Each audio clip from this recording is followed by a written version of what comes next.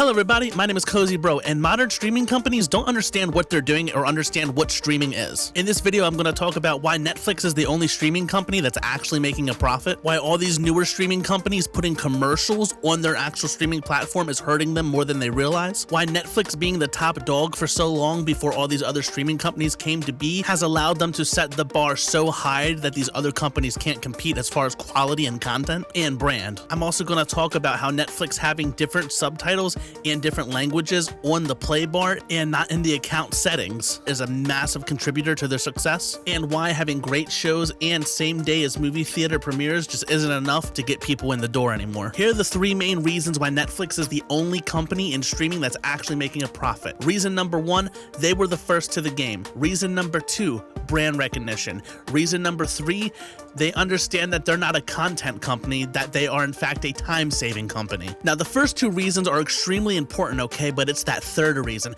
That third reason is what sets Netflix apart from all of the other companies. It's the reason why Uber knocked out the taxi industry. Hell, it's the reason why we use cars instead of horses. It's all about saving time and being more efficient. And Netflix does this by releasing their content all at once, by dropping their content by the season and not by the episode per week. And that is the biggest thing that these other companies just don't understand. These other companies are trying to treat streaming like it's television, but it's not television, it's the internet. And the culture of the internet is, I want it and I want it right now. And the internet will accept nothing less than that. Now, the reason this whole new thing that is called binge culture, or just getting everything all at once, is so successful is because you get to choose when you consume the actual content, not the content provider. It's your choice, not theirs. You don't have to move things around in your personal life to be able to see this piece of content or to enjoy this show. It's just always there. You got 6 hours today? Okay, cool, let's knock out a season. You only got 2 hours? Okay, well, let's do 2 episodes. There's none of this, I gotta work around my kids, maybe me and my girl don't like the same thing and she gets the TV for the night, or maybe the boss wants you to work late tonight when you were supposed to go home and watch your show, and now you're gonna miss an episode, which means next week you're gonna be behind and you ain't got time the next week, you only had time this week. All of those problems just go bye-bye. You watch when you want and you don't when you don't. You can consume as absolutely much as you possibly want to at any given time,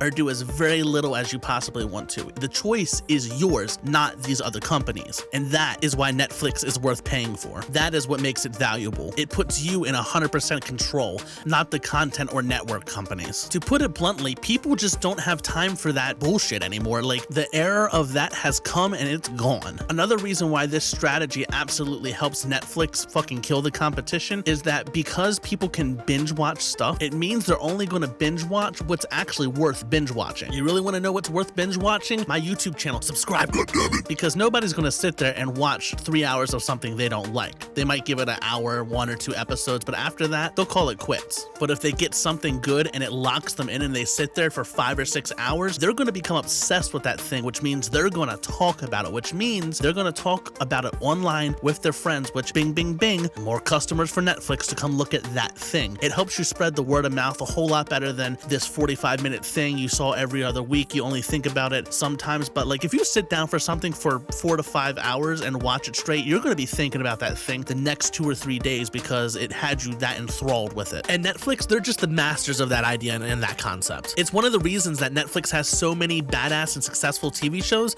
versus these other companies. It's not that the shows on Netflix are better than the shows on HBO, it's that people can just become super obsessed with them because they're able to digest so much of the content in such a short amount of time. So in short, Netflix respecting your time and giving you the power and putting the customer first, and them not trying to drag out how long it takes for you to watch the season, meaning if you have 8 episodes and it only comes out once a week, you're required to buy it 2 months instead of 1 month. Netflix not doing that is the biggest reason, in my opinion, why it's making money. Respect the customer, respect the customer's time. Internet streaming is just that, internet, not television. Now let's talk about why putting commercials on these streaming platforms is detrimental to the actual streaming platform. Okay, so first off, streaming didn't start off that way, so people have already become used to the fact that they haven't had to watch these commercials. So let's get that one out the way immediately. When Netflix started, they set the bar, you buy this service, you don't have to deal with commercials. It's basically the idea of, why am I paying you to advertise to me when you make that money? And going back to the main point of this video, Netflix respects people's time. Commercials take up people's time. People do not want to look at commercials.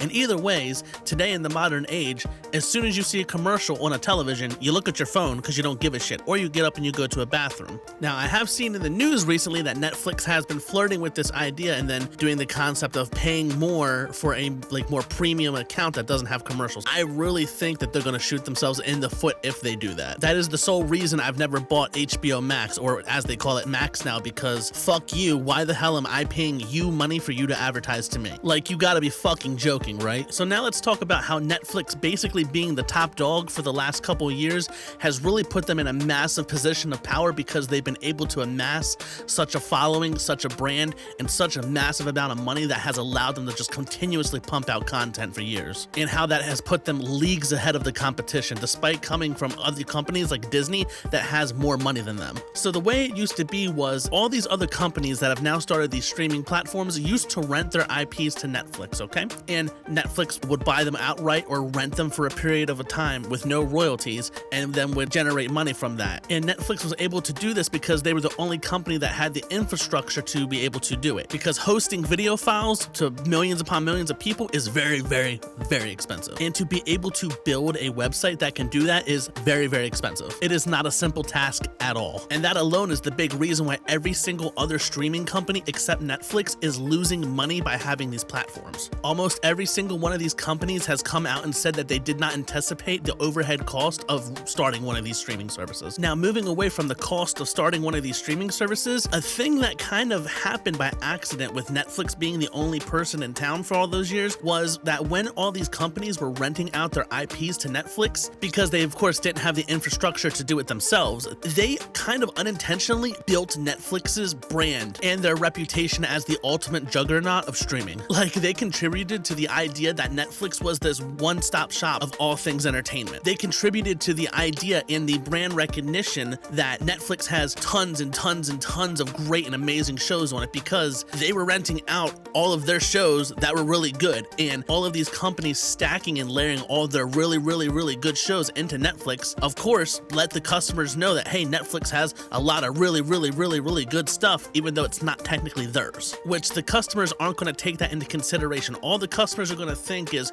holy shit, this place has everything. And that is the reputation that Netflix has continued to have, even though it's really not as true as it used to be. You know, you don't have the Marvel shows on Netflix anymore. The Office isn't on Netflix anymore. All of these shows have been taken off of there, but it still has that reputation of having a lot of good stuff. Which, don't get me wrong, Netflix has a ton of really great stuff. It's just not technically as much as it used to. Because now that all these companies have built their own streaming services, they're kind of pulling in the leash for their IPs, hoping people will buy their stuff versus Netflix. Now, here's another funny thing that I think really contributes to Netflix success. And it's kind of a strange one that you wouldn't have really thought at first would contribute to it, but I really think is a big kind of reason. And that is that they have the subtitles and the language dubs right there on the play bar. Like, they're easy to get to, easy access. You can turn them on and off in less than 5 seconds. Whereas some of these newer streaming platforms don't have this, and you have to go into the account settings to actually change these parameters. This is just one of those quality of life things that I feel like a lot of these companies kind of really didn't pay attention to at first. Now, a lot of them have started to change this and implement this into their play bars, though not as dead obvious as Netflix. Like, as soon as you stop it, you can see like the actual menu pop up, but they are there on the play bar if you start clicking around. Now, the reason I think this is a big deal and why Netflix nailed it with this is because it has allowed all of the content on Netflix to be digestible by their entire user basis. There is no language barrier anymore. There is no regional barrier anymore. Everyone can watch everything because not all, but most, and especially the more popular shows,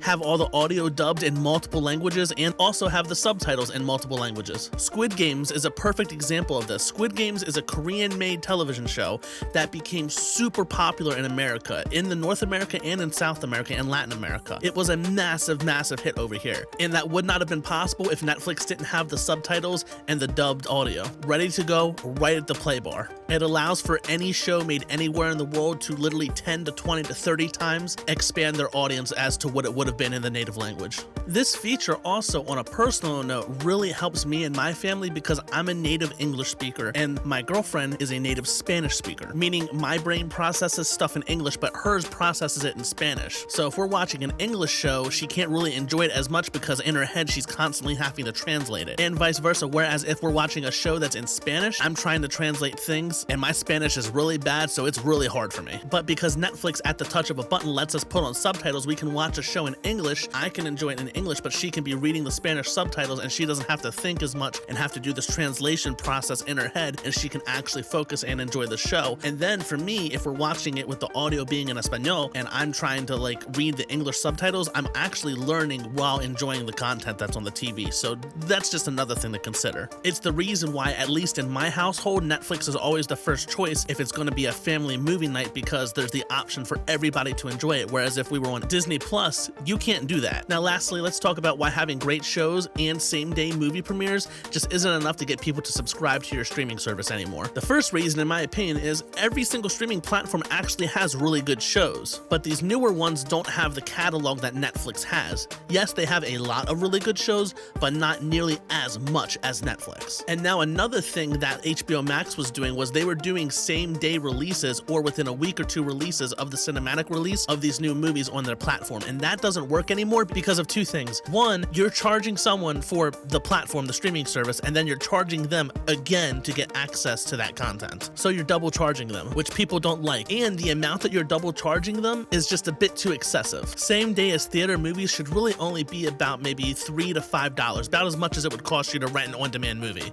$15 to $20 to access these movies is just too much, or the way that Disney Plus was doing it. HBO used to have two tiers of streaming. It used to have the one with the commercials and the one without the commercials, and you would get the same day movie releases on the plan without the commercials for free. That is kind of acceptable in my opinion. I'm not a fan of there being two different tiers for the same service, but if you do have two tiers, putting the movies on the more expensive one versus charging individually for the movie is a better option in my opinion. In that circumstance, there's not much for me to complain about. That's kind of fair. But of course, they stopped doing that. Now, the second massive reason this doesn't work anymore is the pandemic's over and people are going out and about again, which means less time in front of the television. And another thing that happened as a result of the pandemic that affects this directly is people seem to be more patient when it comes to movies being released, because for like 3 years there, we had to wait for all these movies to finally come out from the movie theater because you couldn't go to the movie theater. Or we got used to waiting 1 to 2 years for them to hold movies like Maverick, Black Widow, and hell, just about any movie that was supposed to come out in 2020 or 2021 because the movie studios held them back for so long because they still wanted to make that money. And honestly, as a culture, at least here in America, we haven't recovered to that. The movie theaters are still very barren here. For me, in the last couple of years, and I'm somebody who used to like to go to the movie theater at least like once a month. Since the pandemic, I only went out to see the last Spider-Man movie, Doctor Strange, and no, actually, yeah, that's it. So me as a consumer, I've went from going to the movie theater like around maybe 10 to 12 times a year to twice in 3 years. Like, that's how much of a difference it's been. And those times I went out to the movie theater, I blatantly noticed that those movies did not have a lot of people in them. A lot of empty seats, which is sad for me because I'm a big fan of the whole movie-going experience, the driving there, getting the popcorn, sitting there with someone you love and having a great time, the big screen, the obnoxious like audio system, but it's just so expensive now. And I know that if I only wait 1 to 2 months later, I can just sit at home and watch it anyways. I won't have to pay for gas. I won't have to pay for parking. Yes, I love the popcorn at the movie theater, but you know what's better than that? A pizza that doesn't cost $13 for a slice with a bag of M&Ms and a medium Coke. For $13 at my house, I can get a large pizza for me, my girl, and my kid, and we can all sit down and have a grand old time, and we ain't gotta worry about bathroom breaks because we can pause the movie. We can eat as loudly as we want to. We can laugh as loudly as we want to and not piss off other people. Hell, we can talk in the middle of the fucking movie. And of course, obviously, our house is much fucking cleaner than a movie theater. It's just better to stay home now and watch the movie versus going out, at least from an economic and money-saving stance. But yeah, that's my video on why Netflix is still the king. And until these other companies realize that they need to start selling the concept of saving time versus the concept of nickeling and diming you for everything, they just will never succeed and get to the level that Netflix is at. Goodbye, everybody.